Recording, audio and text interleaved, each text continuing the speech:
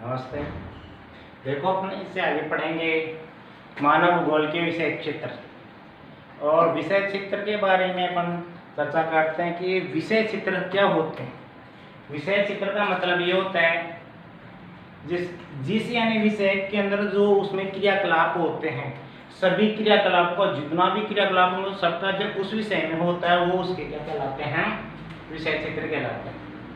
इसलिए इसका विषय क्षेत्र व्यापक है, बड़ा है, और इसके विषय क्षेत्र को मुख्य रूप से 6 भागों में बांटा है।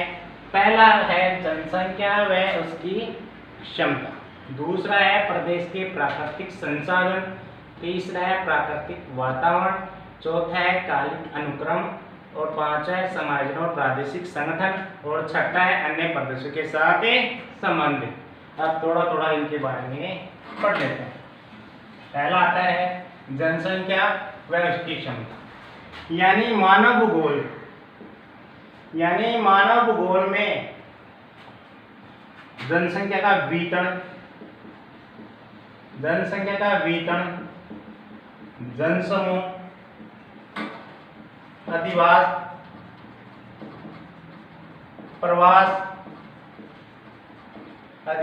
प्रवास और सामाजिक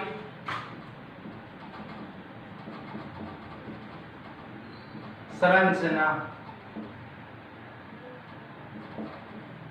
का ऐतिहासिक परिप्रेक्ष्य में अध्ययन करते हैं।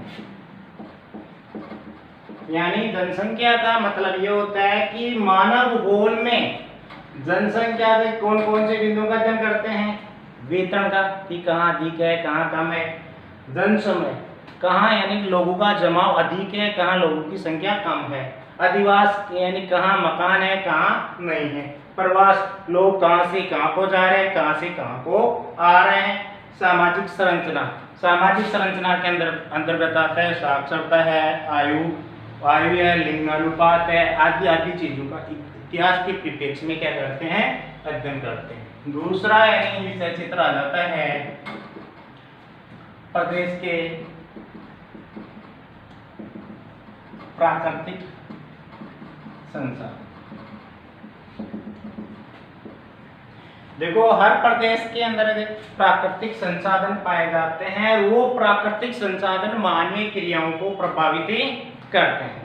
यानी प्रदेश के अंदर क्या पाए जाते हैं, संसाधन। तो भौतिक संसाधन मानवीय क्रियाओं को प्रभावित करते हैं। उन प्रभावित करने वाले यानी भौतिक कारक हैं उसका अध्ययन किसमें करते हैं, मानव भूगोल में करते हैं। अब कौन से हैं, जैसे खनिज हैं, वन है, भूमि है और जल है। ये सभी प्राकृतिक संसाधन हैं, और ये प्राकृतिक संसाधन मानवीय क्रिया को क्या करते हैं, प्रभावित करते हैं। तीसरा जो विषय क्षेत्र है सांस्कृतिक वातावरण।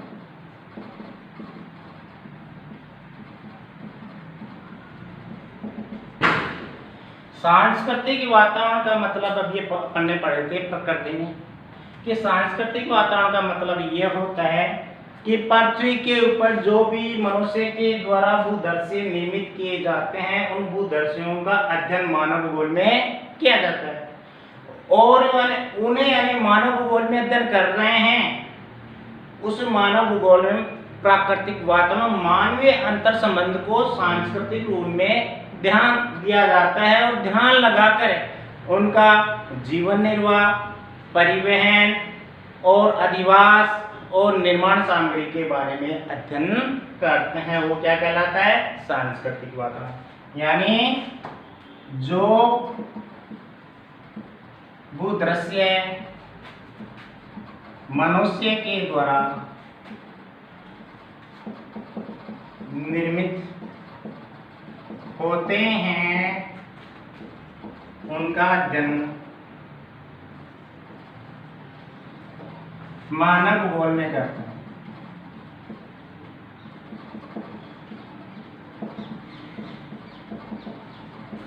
सांस्कृतिक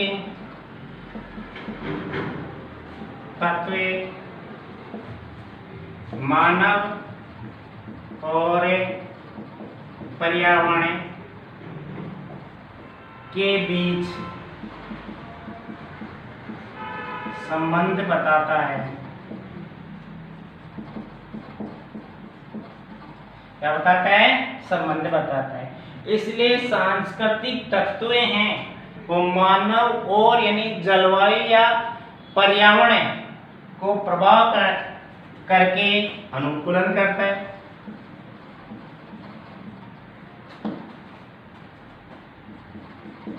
निर्माण सामग्री की उत्पत्ति करता है और परिवहन बनाता है और अधिवास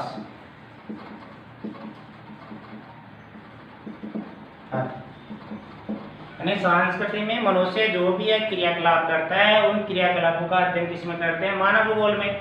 तो सांस्कृतिक तत्व मनुष्य और वातावरण के अंतर संबंध को बताता है। उस संबंध के द्वारा अनुकूलन होता है, निर्माण सामग्री का निर्माण होता है, परिवहन का निर्माण होता है, अधिवास का आदि। इसके बाद में चौथा विषय चित्र आता है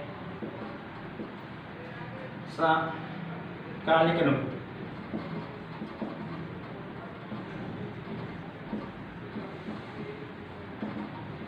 कालिक का मतलब होता है समय, अनुक्रम यानी बदलना।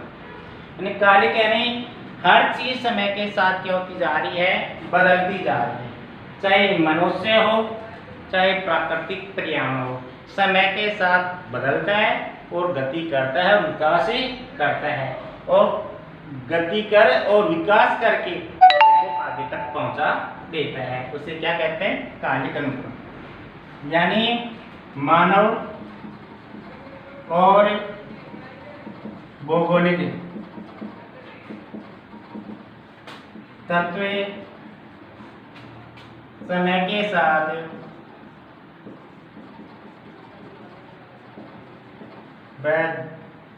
बदलते हैं और गति करते हैं। इस प्रकार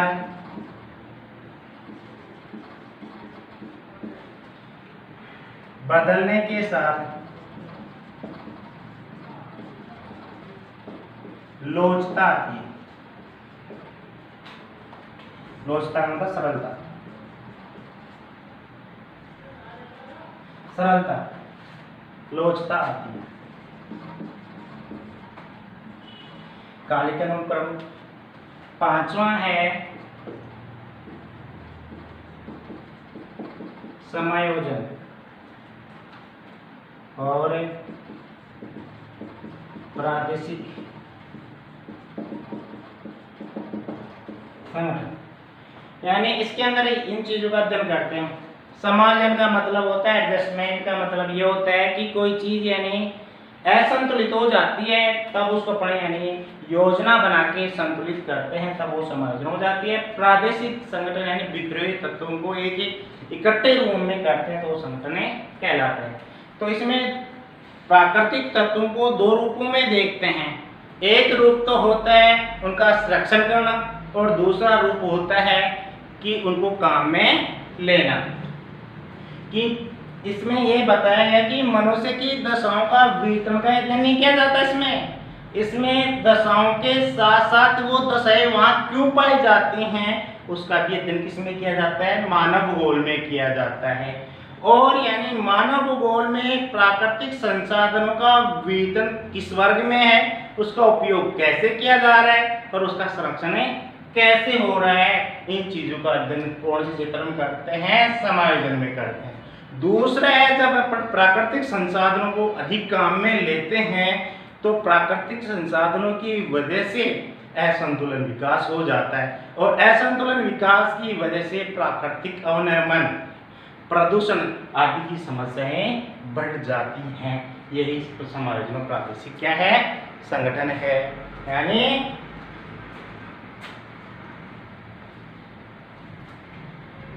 प्राकृतिक संसाधन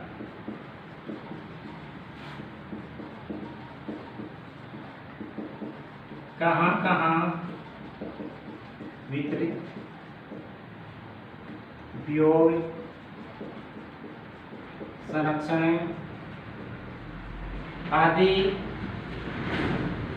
का आयोजन और प्रादेशिक संगठन में प्राकृतिक संसाधन कहाँ कहाँ वितरित हैं, उनका उपयोग कैसे होता है, उनका संरक्षण कैसे करते हैं, आदि चीजों का अध्ययन समायोजन करते हैं। साथ ही इसमें दूसरे रूप में ये भी अध्ययन करते हैं कि अधिक विकास के कारण पर्यावरण असंतुलित हो जाने के कारण प्रदूषण, अवनमन आदि की समस्याएं उत्पन्न हो जाती हैं।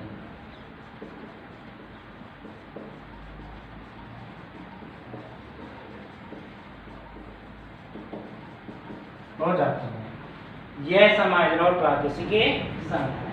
अब आगे बढ़ेंगे, अपने एक बिंदु और है जो अन्य प्रदेशों से संबंधित।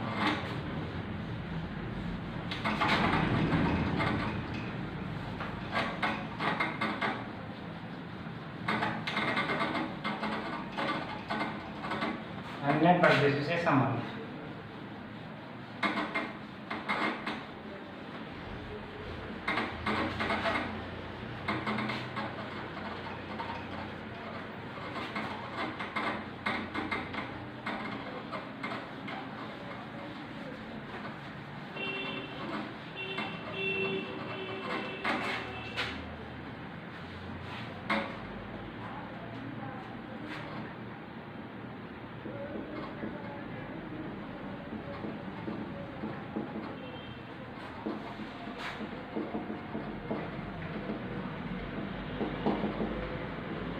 अन्य प्रदेशों से संबंध का मतलब होता है कि मनुष्य पृथ्वी के ऊपर एकाकी नहीं है, वह पृथ्वी के ऊपर अनेक प्रदेशों के साथ अपना संबंध स्थापित करता है, जैसे राजनीतिक, आर्थिक, सामाजिक आदि आदि।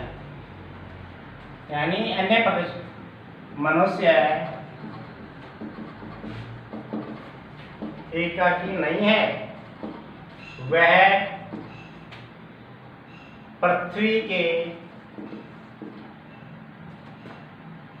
अनेक क्षेत्रों के साथ सामाजिक, आर्थिक, राजनीतिक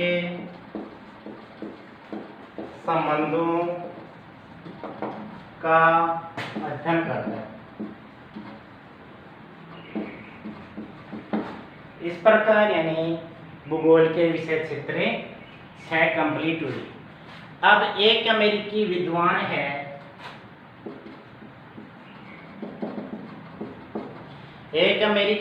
है, उसका नाम है हंटिंगटन।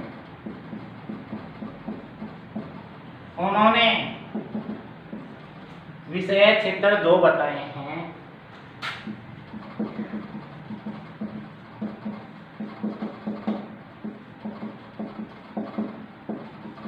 पहला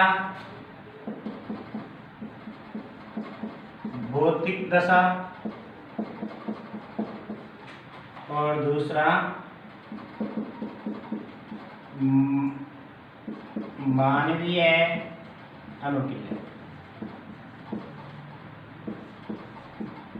यानी अमेरिकी विद्वान है, उसका नाम है हंटिंगटन।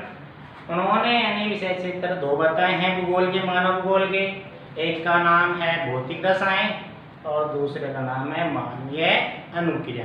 वैसे चित्र 6 हैं, लेकिन इस विद्वान ने विशेष बात बताई है जो परीक्षा में आ सकती है कि कितने चित्र बताए, 2। अब आता है मानव भूगोल का विकास।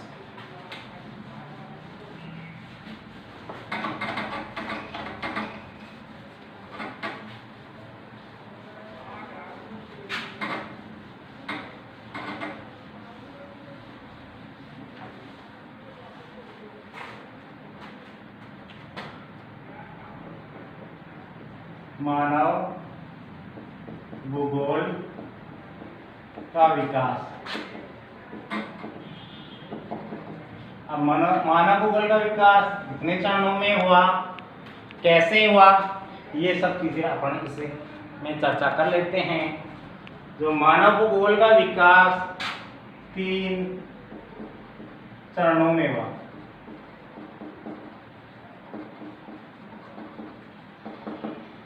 पहला चरण है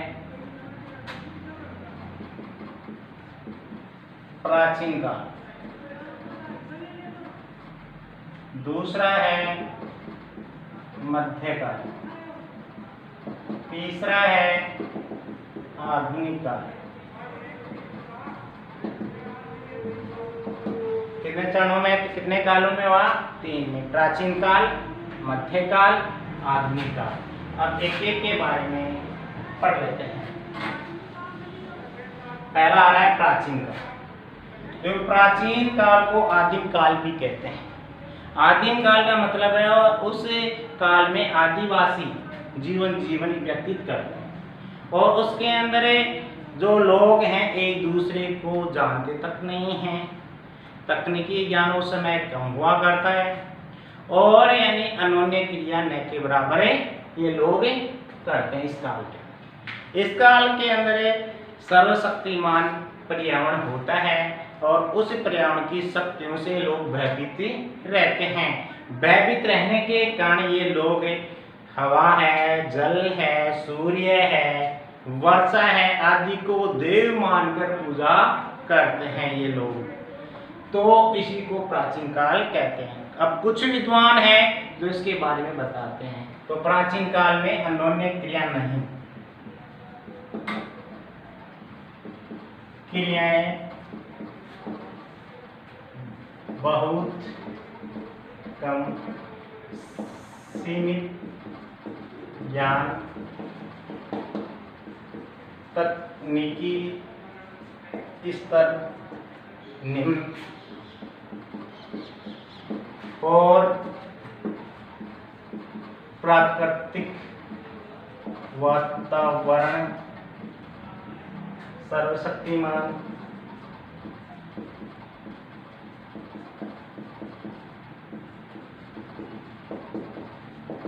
था और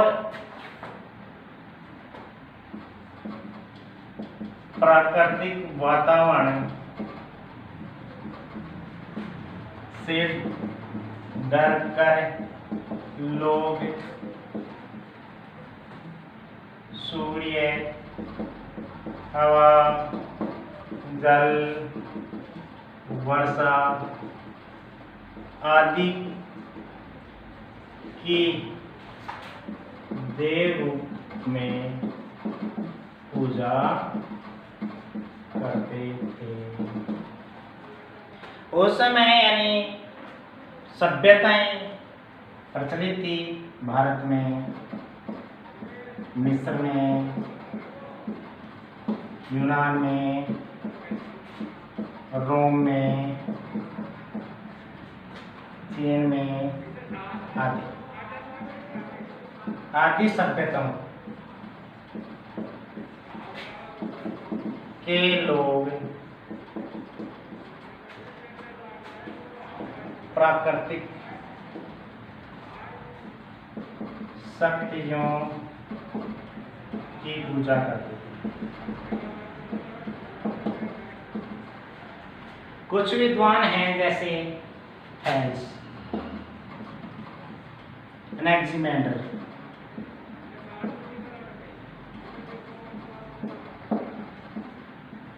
थैल्स है, एनेक्सिमेंडर है। इन्होंने जलवायु, वनस्पति और मानव समाज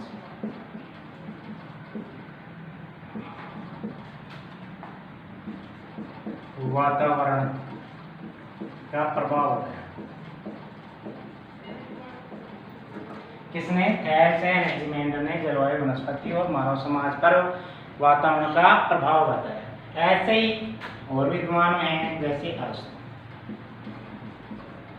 इन्होंने भी, अरस्तु ने भी वातावरण का प्रभाव बताया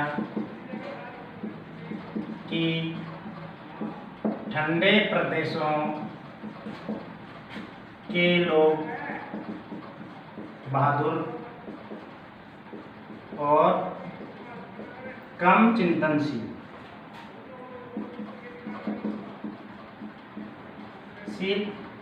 तथा एशिया नहीं गरम एशिया के लोग सुस्त और चिंतनशील होते हैं।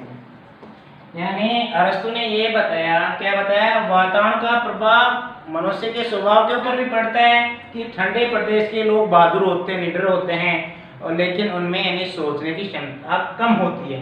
लेकिन गर्म प्रदेशों के लोग डरपोक होते हैं, सुस्त होते हैं, लेकिन उनमें सोचने की क्षमता क्या होती है? अधिक होती है। ये किसकी वजह से है? वातावरण।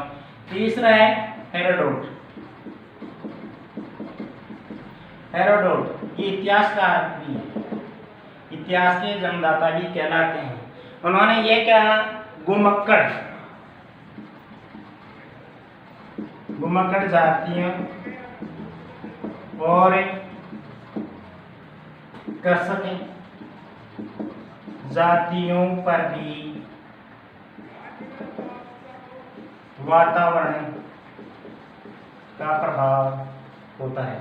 यानी हेरोडोटस ने भी ये बताया कि जो घूमने फिरने वाली जनजातियां हैं वो भी वातावरण से परेशान होती हैं, क्योंकि उनके लिए मकान बने हुए नहीं होते, खुले वातावरण में रहते हैं, इसलिए उनके ऊपर वातावरण का प्रभाव होता है। कृषक लोग होते हैं वो खुले में यानी खेती करते हैं, और खुले में खेती करेंगे, झोपड़े में रहेंगे, तो उनके ऊपर भी वातावरण का क्या पड़ता है? प्रभाव पड़ता है। अब चर्चा पहले कर चुके हैं हेक्टेटियस की। हेक्टेटियस मिलेट निवासी था, और यह सबसे पहले भौगोलिक तत्वों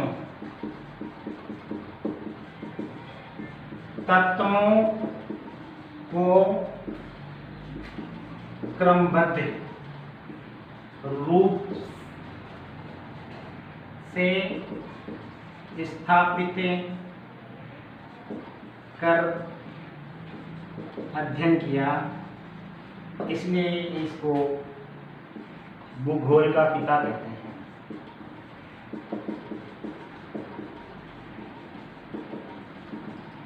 हेक्टेटियस यानी मिलेट निवासी हैं, उन्होंने सबसे पहले ये बताया कि भौगोलिक तत्वों को क्रमबद्ध रूप से संसार में फैले हुए ज्ञान को एक इकट्ठा करके उसको यानी अध्ययन के योग्य बनाया, इसलिए उसको भूगोल का पिता कहते हैं। यह प्राचीन काल कंप्लीट। अब दूसरा आता है मध्यकाल।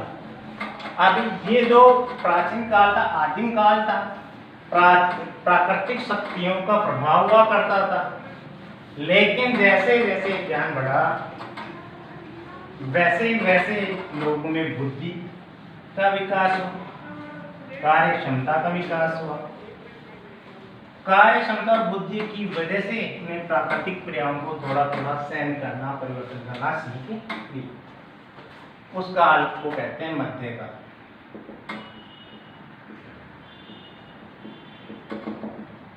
इस काल के अंदर मनुष्य है नौ संचालन,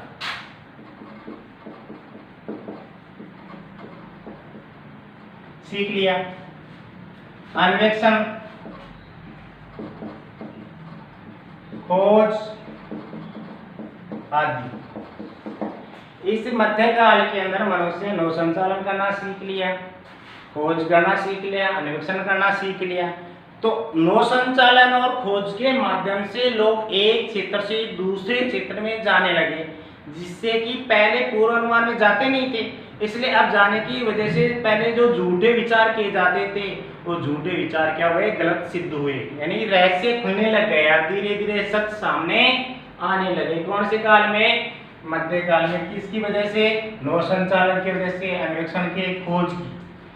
दूसरी बात है कि इस काल में उपनिवेशीकरण,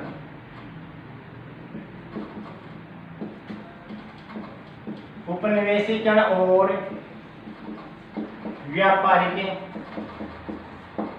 खोज, अन्वेषण और शोध की चाह वाले, यानी उपनिवेशीकरण चाहने वाले, व्यापार करने वाले लोग उन नए क्षेत्रों में खोज करना शुरू कर दिया, अन्वेषण शुरू कर दिया, शोध करना शुरू कर दिया और उन क्षेत्रों में जाकर यानी ये कार्य करना शुरू कर दिया। इस प्रकार पूरे विश्व को या उस प्रदेश को एकता के रूप में बांध दिया। ये कौन से काल में? मध्य काल। तीसरा काल आता है आधुनिक काल।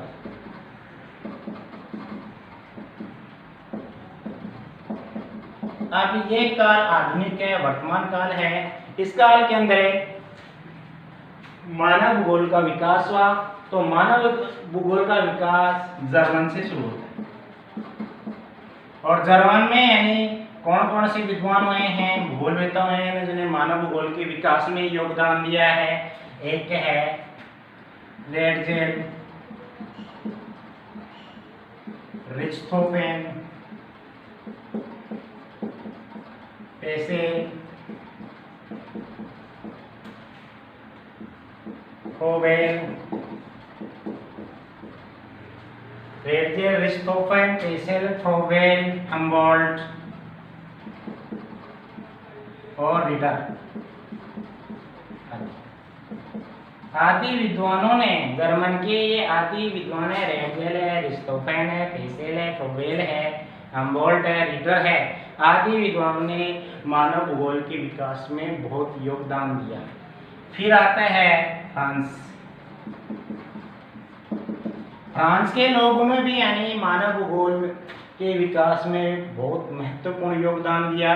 यहाँ के विद्वान हैं जो निम्न हैं, जैसे Vidal de Laplace, Vidal de Laplace, Vidal de Laplace है,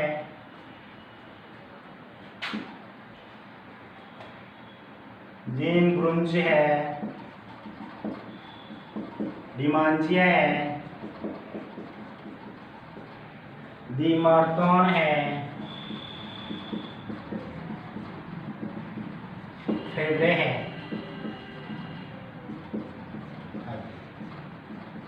यानी फ्रांस के कौन से भूगोलवेत्ता हुए हैं जिन्होंने भूगोल में अपना योगदान दिया है? विडाल डी लाप्लास है, जीन ब्रुंज है, डिमांजिया है, दी मार्टोन है, फेब्रे है। इन्होंने महत्वपूर्ण योगदान दिया मानव भूगोल के विकास में। फिर आता है अमेरिकन विद्वान।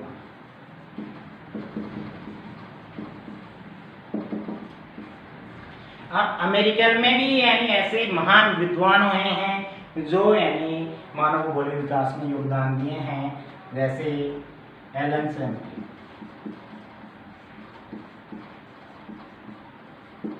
एलन सैम्पल है, ईसा बोमेन है, एलन सैम्पल है, ईसा बोमेन है, कार्ल सावर है, हंटिंगटन है, ग्रिफिथ टेलर है,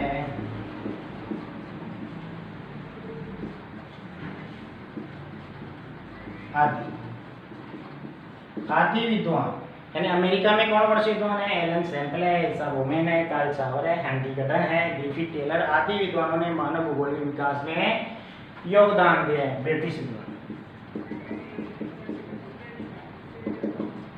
अब ब्रिटेन के अंदर भी अनेक ऐसे विद्वान हुए हैं जो महान भूगोलवेत्ता हुए हैं जो मानव भूगोल के विकास को चरम सीमा पर पहुंचाए हैं, जैसे मैकेंडेल, मैकेंडेर है, रॉक्सबी है, फ्लोअर है, हर्बर्टसन है आदि।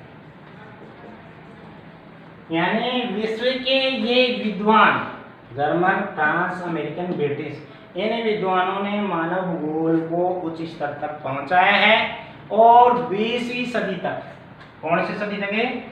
20वीं सदी तक है संपूर्ण मानव भूगोल का विकास अध्ययन सभी देशों में होना शुरू हो गया। यह काल क्रम कंप्लीट।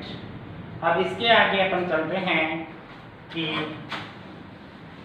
मनुष्य और प्राकृतिक वातावरण के बीच में कुछ ऐसे संबंध होते हैं, उन संबंधों को विचारधाराओं के माध्यम से अध्ययन करते हैं। अब वो विचारधाराएं हैं तीन। भूगोल में तीन ऐसी विचारधाराएं हैं जो मनुष्य और प्राकृतिक वातावरण के बारे में बताते हैं।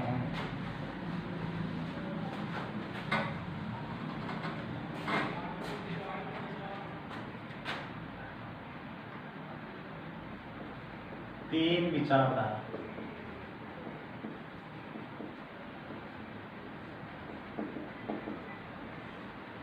पहली है नियतिवाद, इसका दूसरा नाम है पर्यावरणवाद,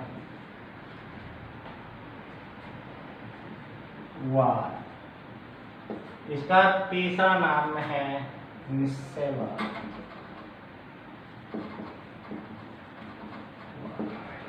दूसरी विचारधारा है संभववाद। तीसरी विचारधारा है नव नियतिवाद या रुको और जाओ या नवनिश्चयवाद।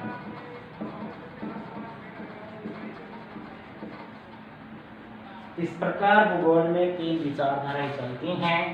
नियतिवाद वही बात है, पर्यावरण भी वही बात है, निश्चयवाद भी वही बात है। दूसरे है संभववाद, तीसरे नवनियतिवाद है, रुको और जाओ है, और या नवनिश्चयवाद। अब एक एक के बारे में अध्ययन करते हैं। नियतिवाद, नियतिवाद का मतलब होता है कि मनुष्य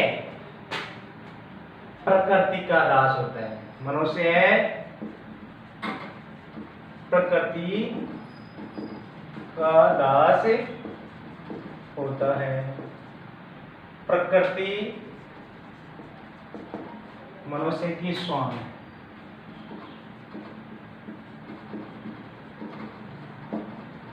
होती है। मनुष्य निष्क्रिय प्राणी होता है। मनुष्य निष्क्रिय प्राणी होता है और प्राकृतिक शक्तियों का प्रभाव, यानी नियतिवाद या पर्यावरणवाद किसे कहते हैं? जिसमें यानी मनुष्य प्रकृति का दास हो और प्रकृति मनुष्य की स्वामी हो। मनुष्य इस वाद के अंदर, इस पर्यावरणवाद के अंदर निष्क्रिय प्राणी की तरह होता है और यहाँ सर्वशक्तिमान क्या होती हैं? प्राकृतिक शक्तियाँ। दूसरा है संभववाद। संभववाद, अब जैसे जैसे मनुष्य की बुद्धि बढ़ी, बुद्धि, कुशलता, ज्ञान, क्षमता आदि के द्वारा मनुष्य प्राकृतिक वातावरण को बदल देता है, तो मनुष्य प्रकृति का स्वामी और प्रकृति दास कि मनुष्य बुद्धि है, कुशलता है, ज्ञान क्षमता के द्वारा प्राकृतिक वातावरण को क्या कर देता है, बदल देता है और स्वयं यानी परिवर्तन करके स्वयं बन जाता है। जैसे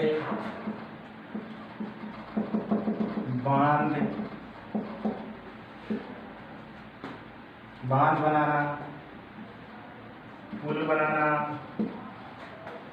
बंदरगाह बनाना आदि। तीसरा है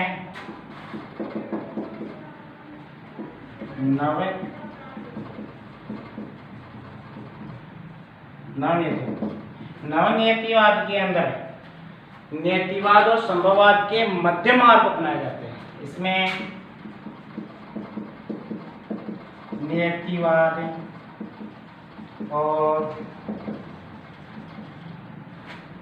वाद के मध्य मार्ग को अपनाया जाता है। इसको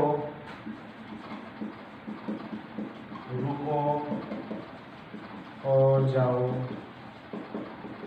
विचारधारा ही कहते हैं। यह विचारधारा 21वीं सदी आई और इसके प्रतिपादक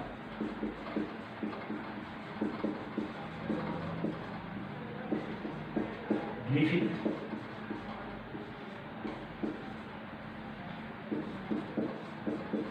टेलर यानी नवनीतिवाद क्या है, इसमें नियतिवाद यानी पर्यावरणवाद और संभववाद के मध्य मार्ग को न तो यानी प्रकृतीय वियोत्तीय नहीं मनुष्य, इनके मध्य मार्ग अपनाया जाता है। इसी को नवनीतिवाद कहते हैं। इसको रुको और जाओ भी कहते हैं। वो इसलिए कहते हैं क्योंकि जो शहरों के अंदर ट्रैफिक कंट्रोल करने वाला होता है वह व्यक्ति यानी साधनों की गति को धीमी कर सकते हैं लेकिन दिशा परिवर्तन नहीं कर सकता, इसलिए इसको रुको और जाओ भी कहते हैं। यह यानी विचारधारा 21वीं सदी में आई और इसके प्रतिपादक हैं ग्रिफिथ टेलर। अब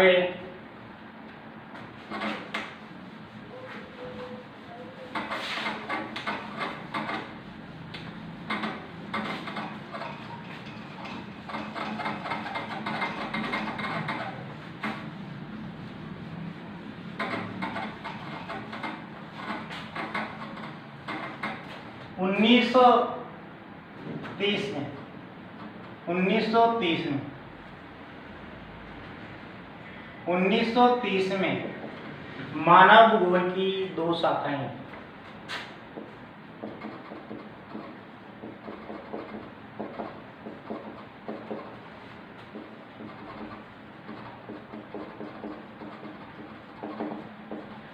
पहली सांस्कृतिक भूगोल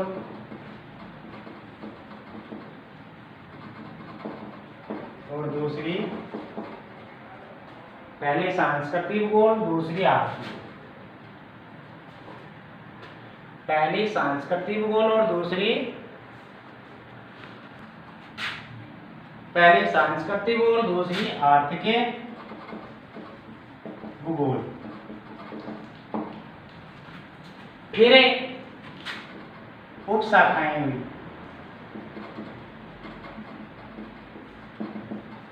उप शाखाएं हैं सामाजिक भूगोल,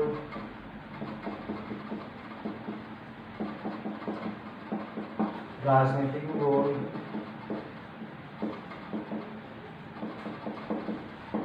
और चिकित्सा भूगोल।